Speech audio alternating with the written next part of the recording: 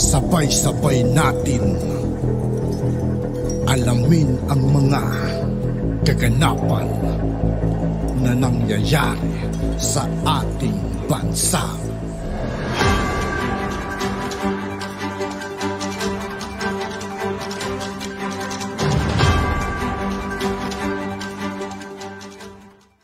Yo, what's up mga kaibigan? This is I2K po again. Ngayon nandito naman ulit tayo sa channel ni Kabayan News PH. Dito naman ulit tayo magbibigay ng komento at reaksyon. Kaya samahan nyo ako guys. Let's go! Mga kabayan, ibinunyag ni Retired General Benjamin Magalong na meron silang group chat kasama ang ilang mga veteranong retired PNP at AFP generals kung saan ay doon nila pinag-uusapan ang mga hinaing ng mga dating retired sundalo. Sabi ni Magalong, masama ang loob at dismayado ang mga retiradong opisyal sa kasalukuyang administrasyon dahil sa isyu ng malawakang korupsyon. Kinumpirma rin ni Magalong na mayroon ngang aktibong group chats ng mga retiradong general. Sa group chat, basically yung frustration nila. And ang main issue talaga yun in corruption. A great majority ng mga involved sa mga personalities of the group chat, they don't advocate yung any destabilization move, anything violent to overthrow government. The common sentiment is this is not the time to undertake any destabilization move. Samantala, isa pa sa mainit na pinag-uusapan ngayon sa mundo ng social media ay ang pinalulutang ng isang dating opisyal ng gobyerno, ang tambalang Inday Sara at Senator Amy Marcos sa darating na 2028 eleksyon. Matatandaan na naglabas ng pahayag si Senator Amy kung saan ay nananatili ang kanyang suporta sa Pero mali natin mga kaibigan, magkatotoo, di ba? Magtambalan ng Marcos at Duterte ulit. Ang presidente naman babalik si Duterte, as Vice President Amy Marcos, so di ba? Napaka-solid dun mga kaibigan. Buong-buo pa rin ang unity team. Amang Duterte. Ito ay sa kabila ng tila dinudurog ng kampo ng Kamara at pilit na pinapabagsak ang mga Duterte. Sa kabila nito, duda naman ng ilan nating mga kababayan. Sabi ng netizen, maging mapagmatyag tayo sa mga galawan ng mga Marcos. Partikular itong si Senadora Amy dahil baka ginagamit lang niya itong si Inday at Tatay Digong para maging mabango ang kanyang pangalan at makakuha ng suporta sa mga Pilipino, gaya ng ginawa ng kanyang kuya at ngayon ay Pangulo na ng bansa na si Ferdinand Bongbong Marcos Jr., kung saan ay dinala ni Inday Sara noong nakaraang eleksyon. Ano ang masasabi mo dito, kabayan? Kung ikaw ang tatanungin, naniniwala ka ba na 100% ang suporta ni Senator Amy dito kay BP Inday Sara at dating Pangulong Duterte? Sama-sama nating panuorin ang buong video at pakicomment nyo po ang inyong mga reaksyon at sariling opinyon. Pero sa lahat ng hindi pa nakasubscribe mga kaibigan kay Kabayan News PH, mag-subscribe na po tayo at huwag nyo rin pong kalimutan mag-subscribe dito sa aking channel. Bago yan, muli po ako nag-iimbita sa mga hindi pa po nakasubscribe sa ating channel na Kabayan News PH, pakipindot po ang subscribe button at pakiclick na rin ang notification bell para lagi kayong updated sa mga bagong upload natin na legit at napapanahong balita. Maraming pong salamat. May group chat ang ilang retiradong general at mainit doong pinag-uusapan ang isyu ng korupsyon sa gobyerno. Ipinagkipit balikat lang naman ito ni Baguio City Mayor Benjamin Magalong na isa ring retiradong general ng PNP. Sa tingin ko, yung destabilization na sinasabi nila, siguro salita lang, samaan ng loob, pero walang concrete na mga galaw talaga. Kaya ipanatag lang ho natin yung ating kalooban. Sa tingin ko, wala naman ho siguro ng gagalaw na rin dahil malaki yung epekto sa ating ekonomiya. Sa kabila nito, batid daw ni Magalong na mayroong mga pulis at sundalo na may mga hinaing sa gobyerno. Siyempre, marami rin na frustrate sa sistema. May mga senior officers, may mga young officers na nagiging na-frustrate sa sistema nga. Especially itong issue on corruption. Pero it does not actually translate to something that would generate yung mga certain actions that would be construed as something violent to overthrow government. Kinumpirma rin ni Magalong na mayroon ngang aktibong group chats ng mga retiradong general. Sa group chat, basically yung frustration nila. And ang main issue talaga yun in corruption. A great majority ng mga involved sa mga personalities sa group chat, they don't advocate yung any destabilization move, anything violent to overthrow government. The common sentiment is this is not the time to undertake any destabilization move. At kung si Magalong daw ang tatanungin, Ako, I don't approve of it. I don't advocate for destabilization dahil bagsak na tayo eh. Bagsak na yung ating ekonomiya, hirap na tayo, grabe pa yung corruption, so wag na nating i-complicate pa. Ma-aggravate lang kung magkakaroon tayo ng mga ganyan. may panawagan naman si Acorda sa umugong na umuna yung planong destabilization o pagpapabagsak sa Administrasyong Marcos. There's no basis for demoralization, kaya nakikiusap ako sa mga kababayan natin or even from the officer corps who are talking about destab. It's not helping the country, and kung may mga nagplaplano man, it's not good for the country. Merong puwersang tumutulak sa tandem na Sara Amy. Ngayon, pag-usapan natin kung ito ba'y makakabuti o ito po ay hindi ko makakabuti kay Vice President Sara Duterte. Ano po ang sa tingin ninyong ito po ba ay tama lang o hindi? Nako. Kayo ho ang bahalang humusga, kayo ho ang bahalang bumoto, pero panoorin po muna natin ito. Pasok!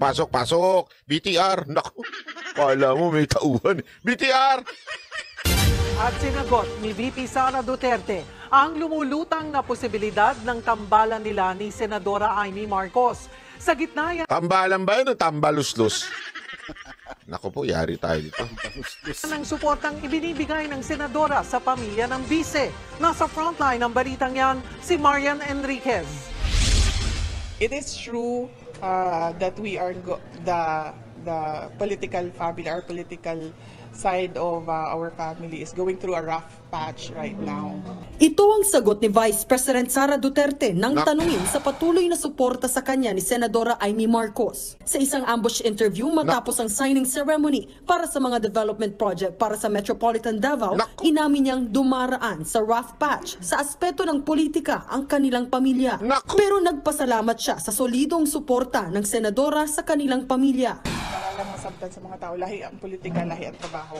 Lahi? Anong lahi? Pasalamat ko kay Senator Amy Marcos sa iyang kadayon na pagsuporta sa politika sa amo ang pamilya.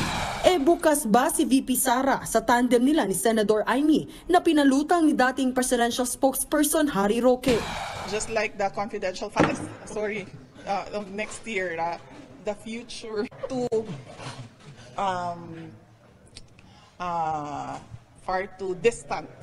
The future is far too distant right now what will happen in 2028. Tumanggi naman magkomento si VP Sara sa pagkakaalis sa pwesto bilang Deputy Speakers ng kanyang mga kaalyadong sina Congresswoman Gloria Macapagal Arroyo at Congressman Isidro Ungab. Pero nakatataba raw ng puso na tunay na kaibigan ang dalawang mambabatas. I have a comment as their friend. In politics, we always say that there are no permanent friends and enemies. Yan, tama yan. Sa politika daw, there are no permanent friends and politics. Actually, kahit sa love life, there is no forever. Ay, naku, banat bahay. And as a politician, it is truly heartwarming if you find another politician who is a true friend. Totoo naman yan. Sa politika talaga, ganyan talaga sa politika. Yung dati mong kaibigan, ay maaari mo ng kaaway, at yung dati mong kaaway, ay maaari mo ng kaibigan. Totoo yan. Congressman Sid Ungab and Congresswoman Gloria Macapagal Arroyo has my full support as a politician and as a friend. Matatandang isinuko na ni VP Sara ang kanyang confidential fund. Maganda yung sagot niya, as a friend. I think,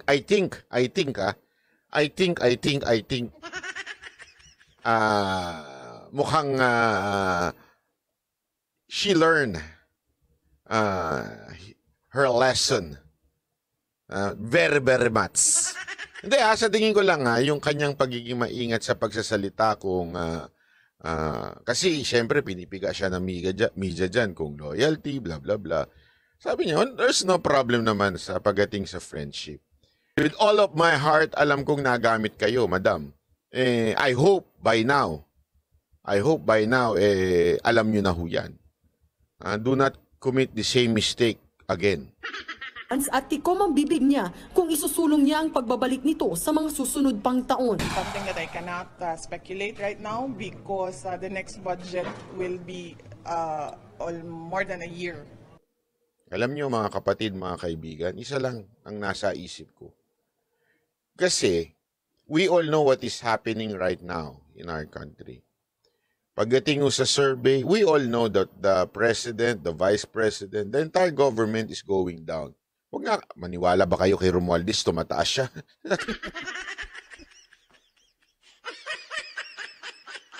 So what do I mean? It is a fact. In history, all president, bumabagsak yan. Bumababa yan. Only PRRD ang hindi bumababa. Sa katunayan, hindi na nga siya nakaupo, tumataas pa. Di ba? People are realizing what he did. Yun, mga kaibigan. Hindi na nakaupo si dating Pangulong Rodrigo, mga kaibigan. Nung kanyang term. Ngayon, etong bumababang administrasyon, bumababang gobyerno, bumababang bansa natin, bababa pa ho ito. Tandaan ninyo, bababa pa po ito sa mga susunod na taon. Sigurado yan. Pattern na po yan. History na po ang magpapatunay niyan. Kaya nga po, sasamang babagsak dyan, etong si Senator Amy Marcos. Bakit to? Marcos ho siya. Pagbali-baligtarin mo, yung mga taong hindi naman po pamilyar o hindi naman po aware sa anong nangyayari sa bansa natin, hindi naman nila maiisip na, ay, iba si Marcos, the president, at iba si Senator Amy. Hindi ho. Pareho pa rin ho ang tingin nila. Family name, pareho ho yan. Diba? So, anong ibig ko lang sabihin? Senator Amy is going down. Matik na rin ho yan. Kaya kailangan niya na survival. Kailangan niyang kumapit doon sa magsusurvive. Ibig sabihin, siya ang mas may pakinabang, hindi po kayo. So, sa ibang lengguwahe, kayo ay gagamitin na naman. Nangyari na po yan, 2022, madam. Hindi naman siguro, mga kaibigan. Huwag naman sana. Huwag niyong kakalimutan, kahit itanong niyo po sa sino mang nasa kapaligid sa inyo, na hindi sip-sip kasi madam, sana po, huwag ko kayo ma-offend. Pero alam naman po natin, you cannot get good advice from people na sip-sip sa inyo. So uulit na naman po ba tayo, madam? Dadalhin nyo na naman po ba ang mga Marcos? Huwag ho nating sabihin na pareho? Hindi magkapareho yan, magkapatid na yan. Ma'am, hindi ho ganun ang eksena dito. I think you know better. Diba? So, tama kayo Mas kailangan talaga ni Senator Amy kayo, Madam BP Sara, para mahatak siya.